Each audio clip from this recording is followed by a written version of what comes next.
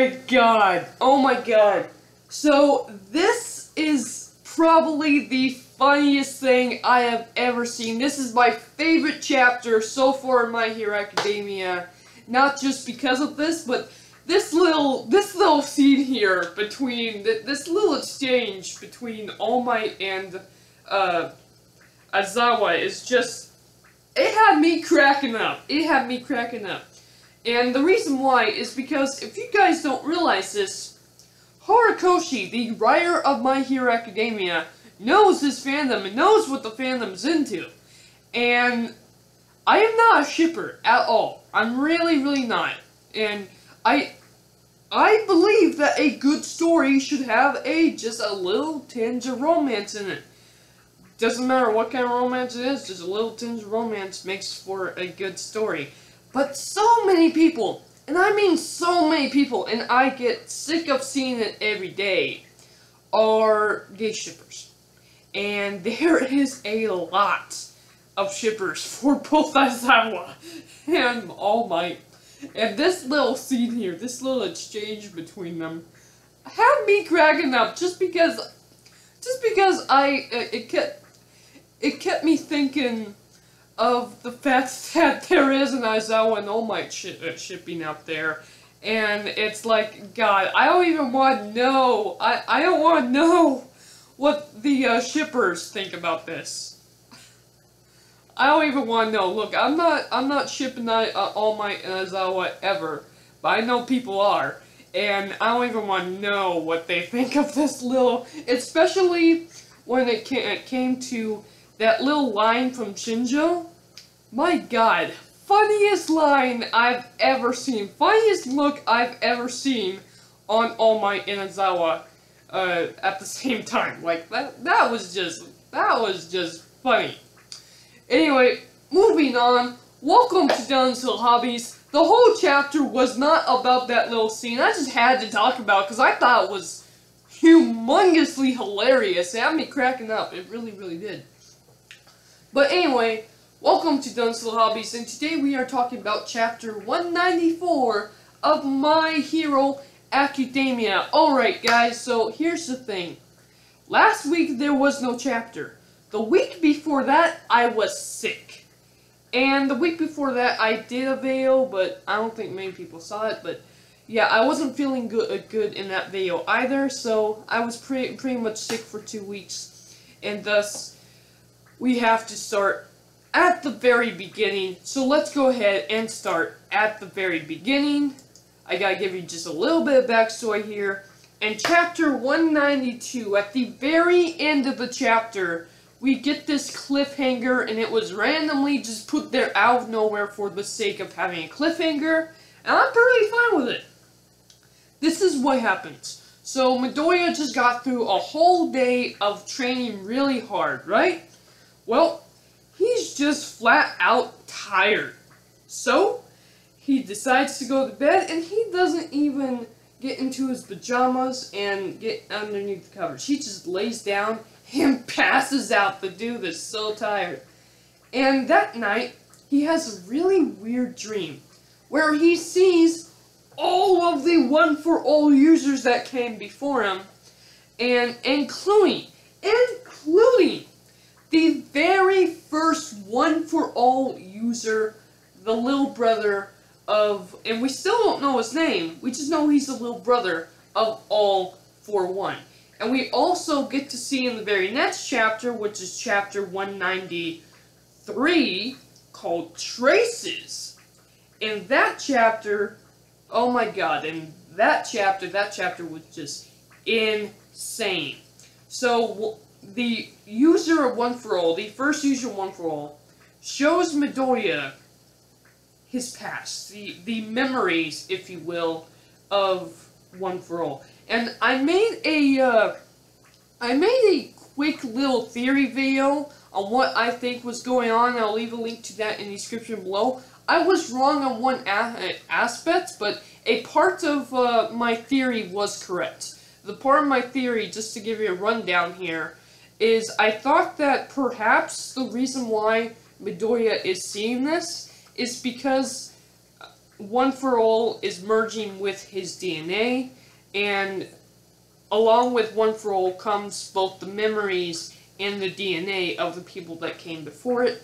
And so with it merging within Midoriya, he's seeing the memories of One for All users before him.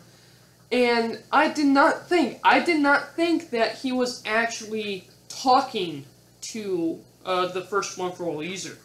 But turns out, he was talking to the One for All user! One for All user actually talked to him.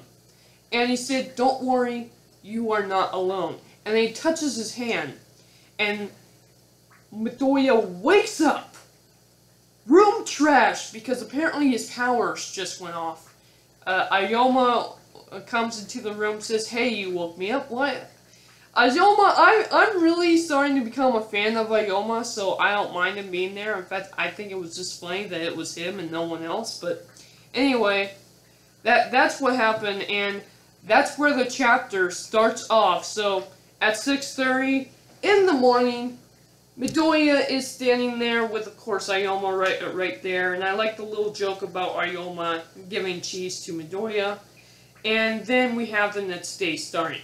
So what happens the next day is Midoriya talks to All Might. And by the way, real quick, when I saw All Might in the last chapter, I didn't realize that guy on fire was All Might when I first saw it. I had to read it like 2 or 3 times before. No, I had to read it exactly 3 times before I picked up on the fact that flame guy was All Might. And I simply don't know why Horikoshi decided to draw him that way. I think maybe it's just because he didn't want to reveal what All Might looked like. However, there was another chapter called Chapter 0 or something, Origin 0, and it was just a little short panel. It's supposed to be made for the hype of the My Hero Academia movie, so it was brought out. But in that little short chapter, we get a little taste, just a little bit of a taste of what happened to All Might in his prime. So All Might is a kid there, and he's seen his master die. His master gave up her life to make sure he was safe.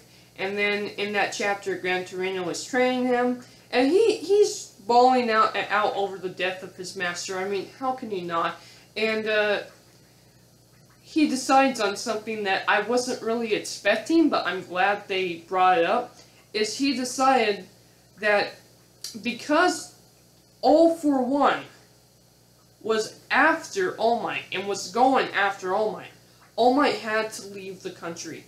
And I like that little panel at the end where All Might is staying there, and then he flips his hair back into that V shape, and then he smiles.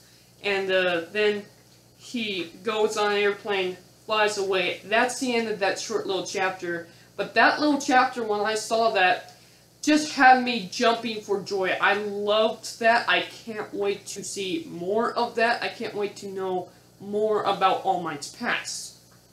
But anyway, yeah, Midoriya actually saw all of the One for All users, except there's 2 in the pack that are shaded out. Like, we can't really see who those 2 are. And I'm just fascinated into this entire thing. I can't wait to see and learn more of these people.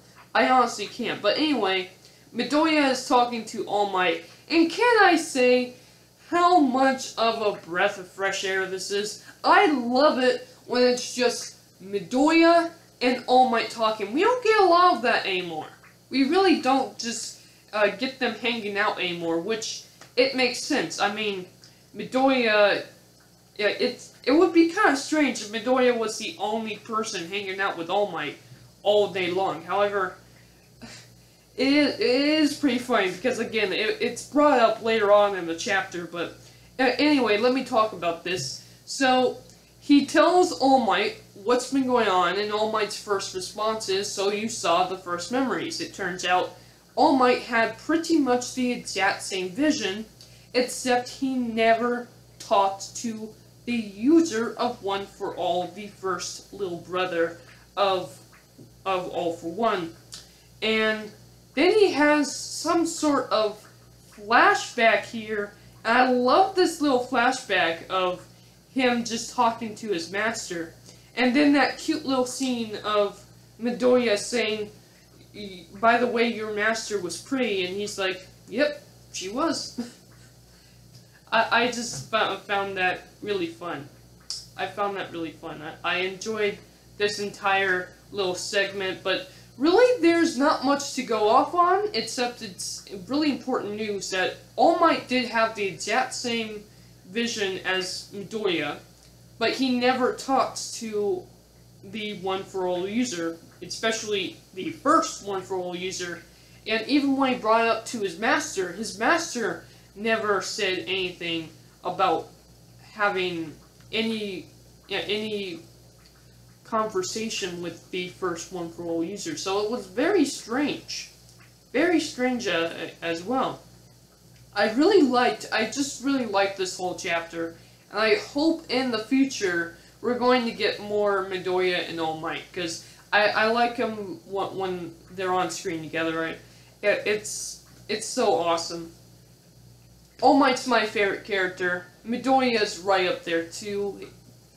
All Might's probably my number one, and Midoriya is my number two, and All Might's my number one, but I love these two characters. I just hope we get to see more. And then, of course, we had that hilarious scene with Shinjo. And then after that, we go to see them all go to the training grounds, and we actually get a little bit of a shot, and I wasn't expecting this at all. We get a little bit of a shot from Bakugo, and I am just a fanboy of Bakugo now.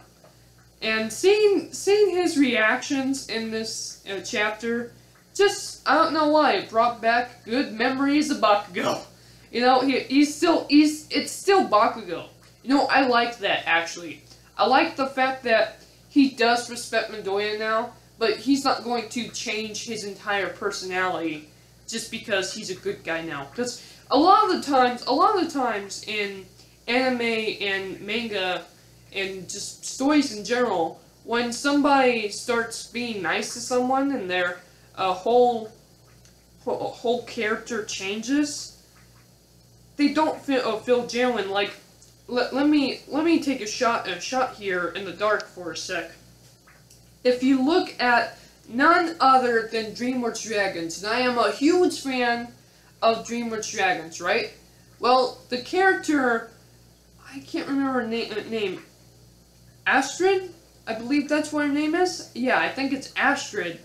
And what happens in the first movie is that she yells, she screams, she's just absolutely angry at Hiccup, the main character. And then all of a sudden, just because of one little romantic flight in the air on top of the dragon, she instantly changes her entire character into being just a romantic love interest, and it's boring because, you know, I want her screaming, I want her yelling, which she does in the show later on, but, you know, I don't like the fact that they changed her entire character just because she started respecting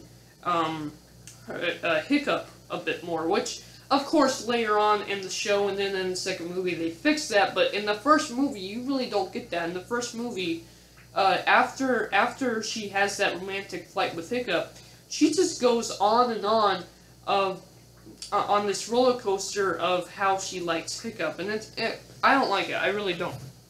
So I really like the fact that Bakugo, while he does respect Midoriya, he does not.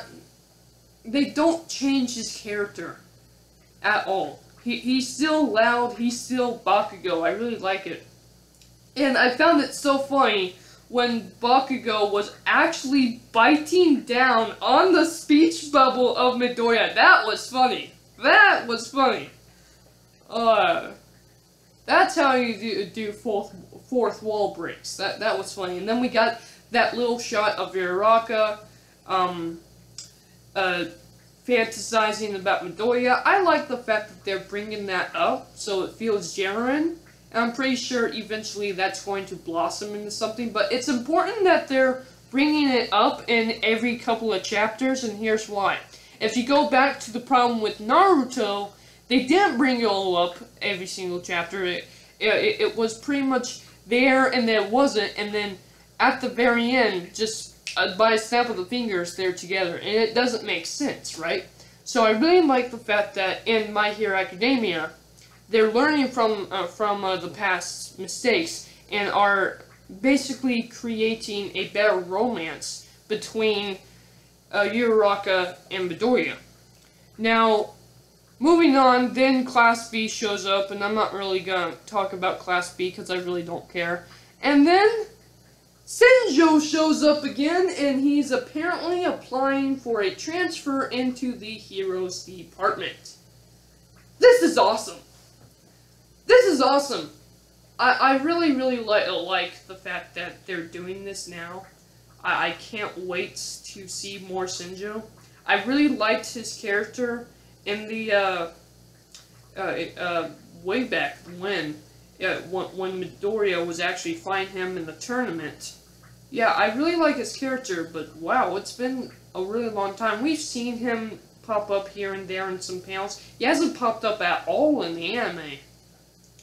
But I'm really, really interested in seeing more of his character, and I really like, well, you know what? He doesn't really have a costume now that I look at it. I thought he was wearing some sort of costume, but it doesn't look like it. Maybe he is, and I'm just not seeing it. Is that a costume or not? I'm not 100% sure, but Shinjo's back. I can't wait to learn more about Shinjo. But without further ado, that's it. I absolutely loved this chapter. I really, really did. And I could just talk about more and more and more and more. But my thoughts on this chapter is absolutely awesome. And I can't wait to learn more about One for All. And All Might's history with One for All. And for that matter, just the history of One for All in general. Right? And I can't wait to see more of these characters. Fantastic chapter. Fantastic chapter. Let me know down in the comments below if you guys like this chapter. And I am out. Thank you guys for watching. Bye. Love All Might.